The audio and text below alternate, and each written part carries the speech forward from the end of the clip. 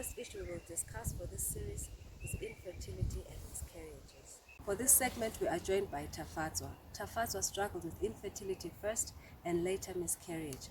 However, today she's a proud mother of not one but two children. Welcome to the show, Tafatswa. Thank you, Nkanyiso. Thank you for coming through. Yes. Do share your story with us. What happened? I got married at 21. Now I'm 37. So when I got married, like every other girl child, you'll be thinking maybe if I get married, I will quickly conceive and have a baby. But I struggled. Trying to persuade my husband to go to the doctor, to go to the specialist to find a solution. But you know, men, sometimes you'd be saying, there's no problem, you're going to overcome this, it will be over, you're going to have a baby. So we were staying in Gweru at that time. He once told me we'll go to maybe Harare, to Bulawayo to find good specialists. You cannot find good ones here in Gweru. So when we finally moved to Bulawayo in our 6th year of marriage, I went to see the doctor because he was saying you can go alone. But I was persuading, this is about us, the two of us, we should go together. So I went alone, went to see the doctor. The doctor said, bring your husband. But I failed to bring him there. Second time, third time, the doctor said we should all have tests done on both of us so that they will find the problem. So at first they did what they called an assessment on me. They could not find anything, and then they did a laparoscopy whereby they were inserting cameras to check my ovaries. They could not find any problem. So finally we had to go and had a sperm count done. That's when they found he had low sperm count. We started getting treatment for that sperm count, but then later on they discovered the sperm was there, 1%. But then they were abnormal. The sperm that they could find, which were okay, they were abnormal. So in our 8th year of marriage, we were trying to accept that we could not have babies at all. That's when we got sick with nasopharyngeal cancer of the nose. And then we got sick. In our 10th year of marriage, so I had to stay by myself alone. I would get men who would want to marry me, but my fear was not having kids. I knew I did not have a problem, but I was just scared. The embarrassment, during my first marriage, people were asking me weird questions. Are you feeling? What's the problem with you? You're eating my son's money, yes, or people were saying weird things, and relatives refusing to give me their kids maybe for a weekend, saying you can have your own. You see, so I was embarrassed to be with someone, and then I fell again. So when I found someone, we got married. When we got married, first year ended, second year, that's when we started going to the doctors. And then when we got to the doctor said, it seems I had a problem of ovulating. So they had to give me fertility tablets so that to boost my fertility and reduce eggs. So that's when I conceived. But unfortunately, at 12 weeks, I had a miscarriage. It was a hard time for me. It was hard for me to accept that I had lost the baby. So I tried again after 6 months on fertility tablets as well. But fortunately, I conceived and I carried to term a daughter. She's 4 right now. And then the second time around, I had to try again using fertility tablets. So the doctor discovered that I could not conceive naturally. I had to have supplements like fertility tablets so that I could have babies. So at the moment, I was blessed recently with a baby girl. She's now a month old. Congratulations. Yes. So I am now a happy mother of two daughters. It's 37. Wow, thank you so much for sharing that story. That's a lovely story. That's a beautiful story. So, there you have it, ladies. If you find yourself with the challenge of infertility or you have miscarried, it is not the end of the world. There's still hope, there's fertility treatments, there's so much that can be done. If you need help concerning any of these issues, please do not hesitate to call any of the numbers appearing on your screen. For now, do join us after this short break.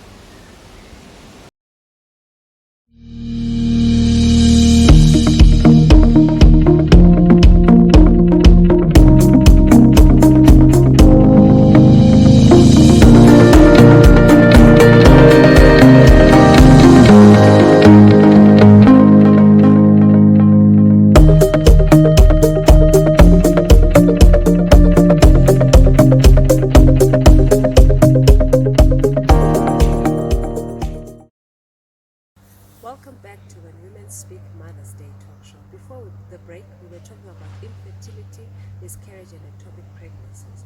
Joining us for this segment is Dr. Vimbai Muguto, who is a specialist OBGYN based at UBH. She's also a mother of 3, a passionate lover of family, God, and women's health. Dr. Muguto, thank you so much for joining us. Thank you so much for having me. So, doctor, tell us about the treatment options that are available for the conditions that we discussed earlier. So, we'll talk about infertility first, then we'll talk about miscarriage and ectopic pregnancies. What treatment options are available for couples that are facing any of these conditions? Okay.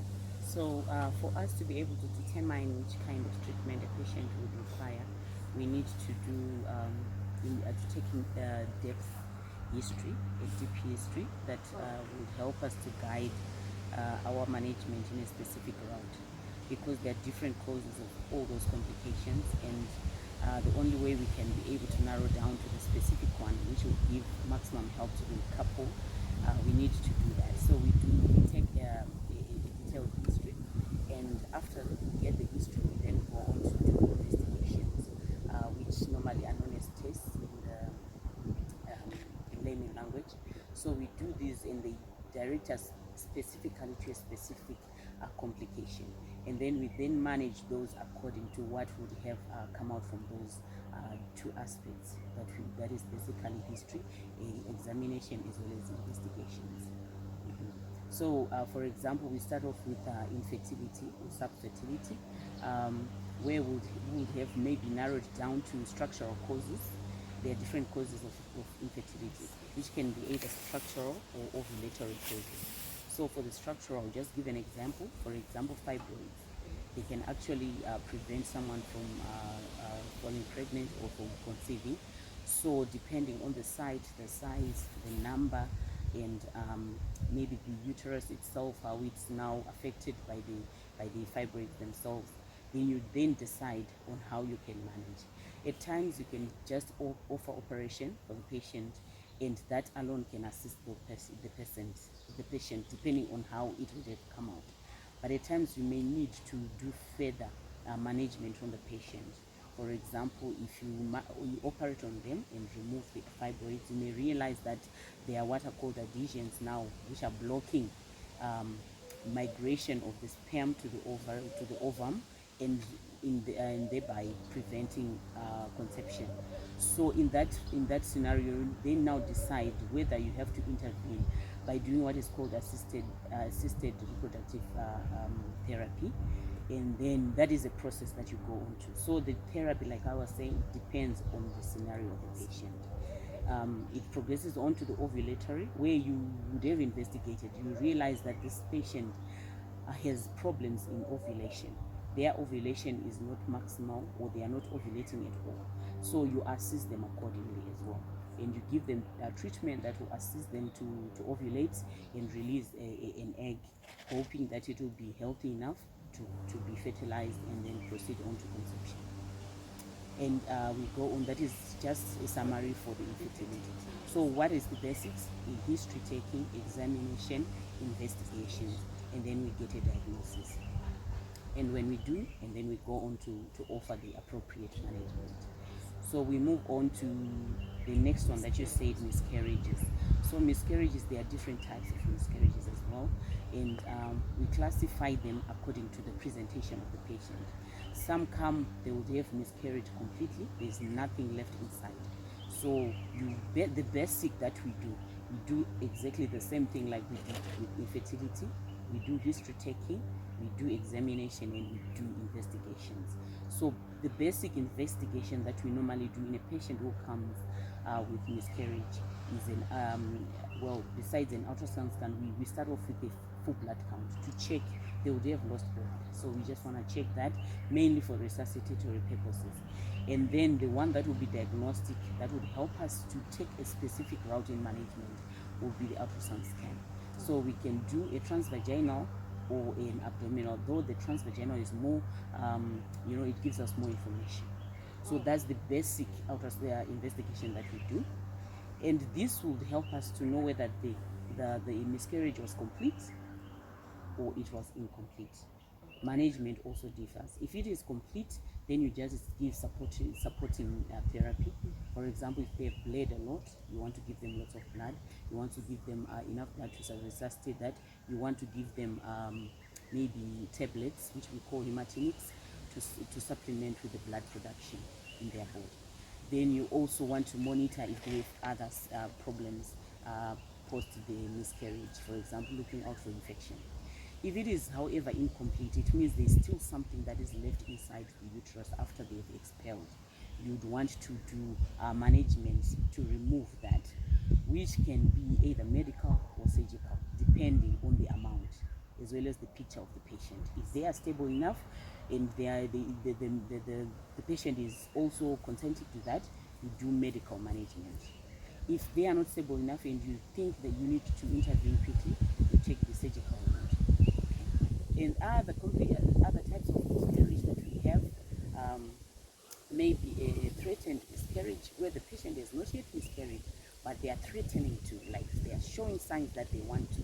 They've got a different type of management. So such patients, most likely you'd want to admit, monitor, and see the progression. So what signs are those? When a person is threatening miscarriage, what signs are those?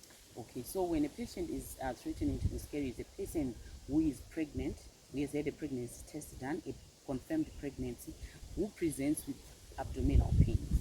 It's normal to have a bit of discomfort if you are pregnant, but however, there's a specific type of abdominal pain which is not acceptable, which is consistent, deep enough to cause discomfort. And then if it's threatening, it means it hasn't happened yet, so they shouldn't be bleeding. And there shouldn't be any signs of the os, which is the cervical, layman language, people say the mouth of the uterus, of the womb, is not supposed to be open. Okay. So the cervical os is not supposed to be open. It's just threatened. Yes. So the patient may present with such symptoms, severe pain, but the os itself is closed. So that person, you want to help them to investigate what could be happening, and you monitor them closely. And if possible, try to reduce the chances of miscarriage whilst they are under your monitoring. So it would be prudent to just go to the doctor as quickly as possible. As quickly as possible. Just the pain, yes. As long as it's now discomfort, yes. It's painful. Okay. That's true. That's true. And it progresses on to maybe there's what is called inevitable miscarriage, where now this os that I said is closed, in this case is now open.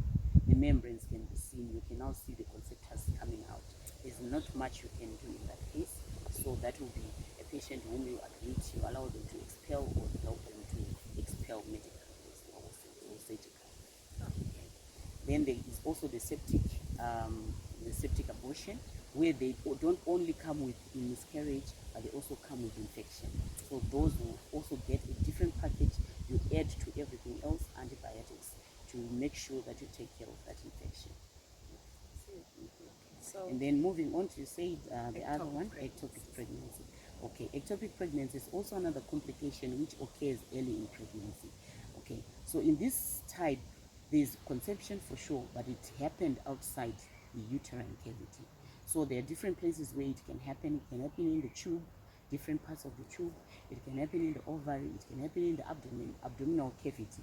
You know, the uterus is in the abdominal cavity. So the implantation would have happened outside now. So you see, so in that case, this is not a normal pregnancy. And well, there are cases where the woman can actually carry to almost to term a baby who is outside the uterine cavity. For example, the baby may be implanted on the liver, and they survive on there and have enough blood supply, and the baby can actually reach to around 36, 37. And now it's time for labor. The woman is pain, but there is nothing happening. Doctor. You see, and at times ultrasounds can actually miss that. And so Really? in such scenarios, then you'd also want the diagnosis to be certain for you to be able to act on time. So to be able to deliver that baby, and the baby You'd need to operate now. You can't. and the baby can actually be taken out. Yes, if it happens on time before the baby demises, because remember, uterus is almost like a cocoon, Yes. which is keeping the baby in Yes. place. So now this baby is outside there, and there is not much shielding and protection. The placenta is not is a fragile temporary organ, Yes. which can simply separate, and the baby will be in danger. So management of that is just an agent. Surgical management in delivery of that baby. Okay. Mhm. Wow. Okay. Yeah. So depending on where the ectopic pregnancy is, Happens. right? Yes. So this was an extreme where the baby grows in the abdominal where there is space. However, when it grows in the tube where there is not enough space, the chances are with time, just a few weeks in growth, it will burst out because the tube is supposed to be small. So it will burst out and the patient will bleed. And they will some present with a bit of bleeding, but mostly it will be pain.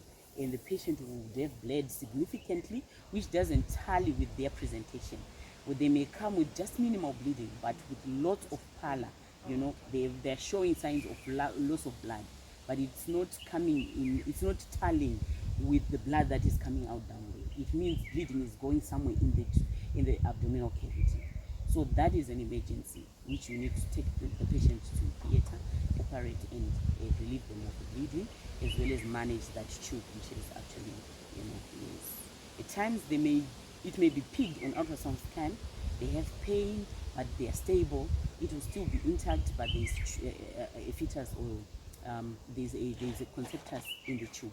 So you are able to go in and either you cut it out or you remove the conceptus, leave the tube intact, or repair the tube, depending on the history of the patient. Where you decide if this woman once had another ectopic before on the other side, they come in now, they have another ectopic on the other side. It means their chances of conception has been reduced. So now your management depends on the history. Remember I said history is very important. So you then decide whether to cut it off or to try and reconstruct it so that they have another chance of having a baby in the future. Sounds like a lot. Yeah, that's it there. But I love it. I love it. Well, there you have it, ladies. That is what Dr. Muguto had to share with us concerning treatments for infertility, for miscarriages, and for ectopic pregnancies. And from what she shared, it looks like there's hope. If you've ever experienced any of this, or you feel you might be going through any of this right now, please do not hesitate to call or contact the numbers on your screen. Do join us after this short break.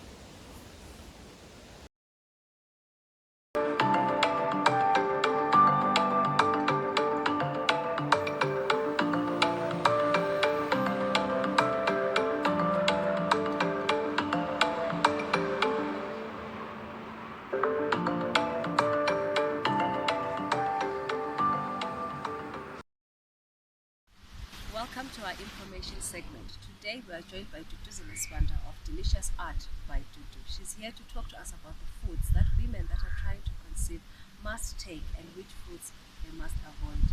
Welcome to the show. Thank you so much. Thank you for being with us.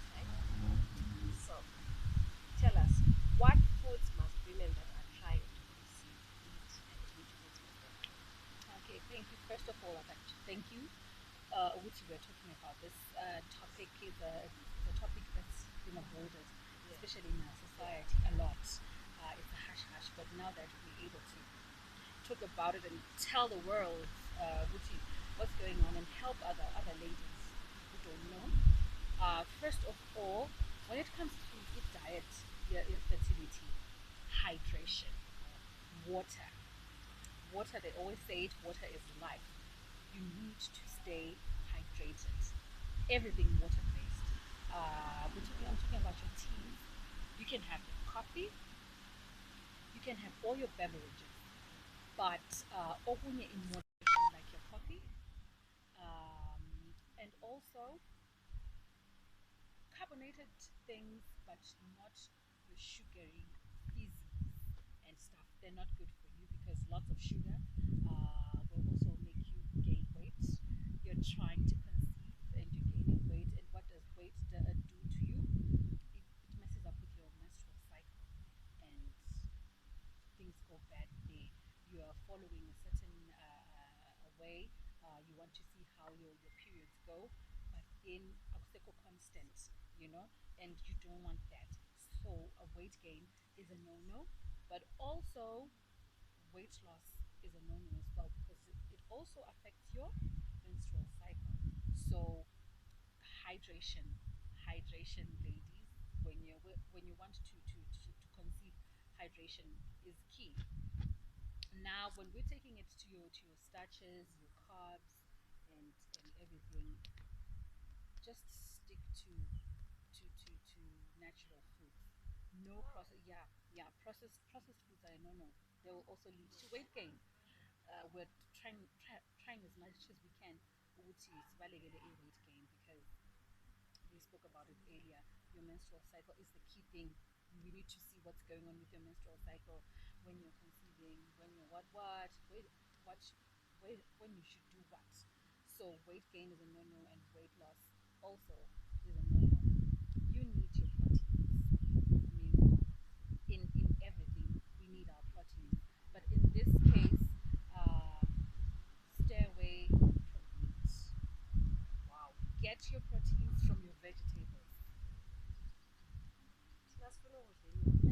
I know, but then you're trying to achieve something here, and animal fats will only clog your arteries, and it affects your fertility. So try as much as you can to get your proteins from your beans, from your peas, from your legumes, your lentils and stuff. Avoid inyama as much as you can. Just minimal. Like we said, kuma beverages, like coffee level in moderation as well for hydration in ali. So your proteins, get them from your legumes. And then dairy. Yay, dairy. Oh, wow. Yay, dairy.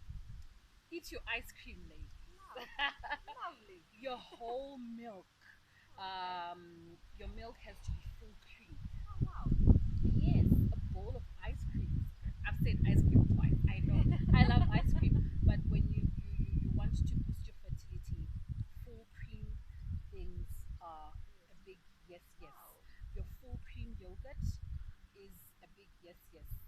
So full cream is the way to go. It boosts you. It's good for you. It's good for your skin. It's good for the baby's skin. The skin that's going to come. So yes, to full cream. But all in all, just try and avoid processed foods as much as you can. A lot of people will always say, "Hey, I don't eat in kaiwa. Yeah, I don't know what." But for your fiber, for your roughage in everything, you don't want to be a constipated pregnant mom. You don't want to be, So kaiwa is good for you when you want to conceive, when you want your fertility. There's things that it does to your body. Other things that are so too processed, I don't know. I don't know. Always go to your natural foods, your natural oils that you get from your vegetables, and try and avoid processed foods as much as you can. Yeah, and then also your vitamins. Your vitamins are good. You can have your oranges, natural vitamins as well. And also for those that, if you can't get much vitamins from your vegetables and your fruits and everything, you can also get supplements for vitamins in preparation for having the child, so that by the time the baby comes inside your body, you already you're already packed with the vitamins. They're good for you. Wow. Yeah. So there you have it, ladies. You need to avoid your processed foods. You need to eat a lot of natural foods if you're trying to conceive and you like to do. So for those that don't know, Dudu owns Delicious Art by Dudu, like I said at first. So tell us about your business. Tell us about what you do, your catering work, and all that. Okay. This na- always love talking about this. It's a business that comes from here. I love cooking. I come from a lineage of chefs. My great grandfather was a chef. Estimeleni trains Oh that, wow. yes, when things used to work. Yes, yes. Trains and stuff. So he was a chef, and my grandfather too was a chef. So I think it's in my blood, and I enjoy doing it so much. So hence, Delicious Art by me was was born. Delicious Art by Dudu. I love baking. Baking is the core of it all, but I also do catering. Yes, and I also do savory stuff. Your platters, your savory platters, your meals. I also do those. But baking is my baby. I love it. Self-taught, because I love being in the kitchen. I always experiment and do this and do that. So the Delicious Art by Dudu will just do anything for you when it comes to food. It's our specialty. Well, thank you so much for that, Dudu. I hope you were inspired, ladies. I hope that you learned something from this information segment. For those ladies that are trying to conceive, I hope that you've been informed on what foods you must eat and what foods you must avoid. And for ladies that would want to go into the catering business, I hope you were inspired. Do stay tuned. We'll be back after this short break.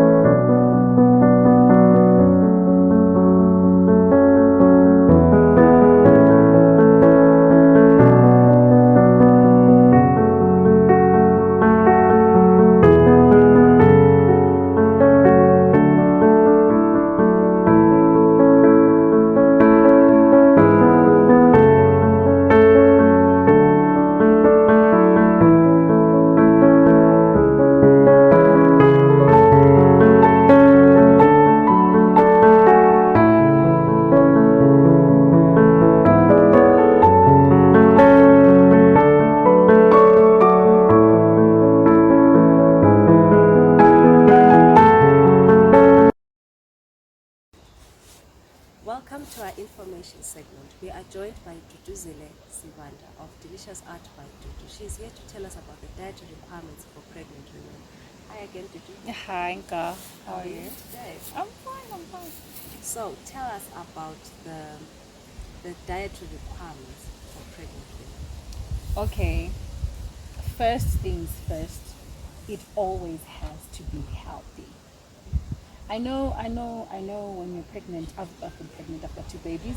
You don't want this, you don't want that. But I know there's something.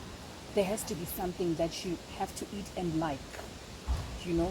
So I always advise people to stick to that. There has to be one thing or two things that are healthy that you can gobble in without taking it out, or that you can stand at least, and it has to be healthy. Why? Because we're doing this for the baby. We're doing this for the baby. The baby has to grow the right way. You don't want to give birth to a puny little baby because it all starts with you, the mother. So if you put that into considerations and not really pay attention to a lot of things that are going on with you, the main aim is the what? Is the baby. Hence, I know, but there has to be one thing. Definitely everything. Then if everything is coming out, then you seek help, because something has to come in for the baby. So now we need again, our proteins. They make the baby grow. But here now, we have any protein. Protein is good as long as it's a natural protein. Proteins are always good for you and good for the baby as well. We can have our beef, our chicken, any kind of protein, our beans, our legumes, our chickpeas, our peas, our lentils. Just pick any protein. Surely There has to be something. there there has that to you be a can protein stand, yeah. that you can stand. Yeah. You don't have to like it. If it can go in, take it. Yeah. You know, for the what? For the baby. And then our greens. Our greens, they are the best for our babies. Our broccoli, our chomolia, our spinach. Spinach is very good on iron as well. Our spinach, our anything, peppers, green peppers, anything that is green is good for you and the baby, for the baby's hair. I mean, if you're going to have a baby girl, start eating that chomolia. Oh, wow. Try Chomolia is it. good for the hair. Yes, it's good for the baby's hair growth. Have as much as green things as you can. It's good for the baby and it's good for you as well, for the roughage as well. You don't want to be constipated. Yeah. Baby mama, you do not want That's to be the worst. constipated and pregnant. You don't want that. And then also we have our fats, our natural fats that will come from your avocados, especially the avocado. The avocado. It's good for a lot of things about the baby. The baby's skin, the development of skin from Ghana. The avocado is good for that. The baby's spine. Yes, the avocado contains nutrients that are good. The avocado contains vitamins, zinc, iron, sulfate, a lot of things that contribute to the development of umntwana. Yes. So if you can eat, I know a lot of people think it's not nuts. I love the avocado. Yeah, I love avocado. If you're pregnant and you can have it, have it. It's got a lot of benefits for the baby. It's about food. The skin, the baby's backbone, the spinal, the brain development as well. Yes, it does that for the baby. Yeah. So and dairy and your dairy, calcium, you need the calcium for the baby's bones. So if you can have a glass of milk every day, kudos, full cream milk as well. If you can have a glass of milk every day, pasteurized though, when you're pregnant, you're strongly advised from milk that is not pasteurized. So try as much as you can to have pasteurized milk, because milk is good for the baby. Non-pasteurized milk, but it's not advised. It's not advised. They're saying it's not good for the baby. But all in all, please make it healthy for the baby. I know you'll be saying, I can't eat this, I can't eat, but surely there must be one thing that is healthy that you can have for the baby. Well, thank you so much for that, Gigi. So there you have it, ladies. Healthy food for a healthy baby. Thank you for joining us for this information segment. See you next time on When Women Speak.